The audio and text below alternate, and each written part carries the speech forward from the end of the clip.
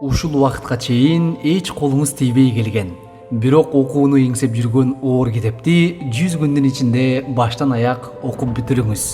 Күнүгө жаңы бир нерсе билиңиз. Мисалы гүлдүн же алыскы мамлекеттердин аталыштарын, жактырган ат породасынын атын жана башка ушул сыяктуу. Ал эми кечинде үйрөнгөн нерселериңизди бир сыйра кайталоону адатка айлантыңыз. Бардык өлкөдөгү жана ар башка көз караштарды карманган психологдордун ан сайын сунуштап келаткан кеңешине кулак түшөңүз. Жашооңузда сиз күнүгө ыраазы болгон 5-10 нерсени баракка жазыңыз. Кийинки 100 күн бою даттанганды, наалыганды токтотуңуз. Терс ойлор терс жыйынтыкка алып келет. Ар жолу даттанууну каалап баштаганда өзүңүздү токтотуп калыңыз.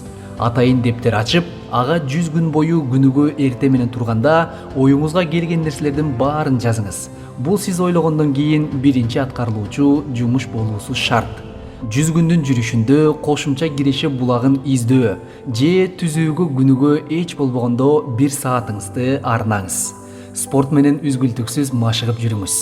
Кийинки 100 күндө кандай адам болууну жана кандай жетишкендиктерди багынтууну каалаганыңызга багытталган ойлорго, сөздөргө жана элестерге гана токтолууга аракеттениңиз.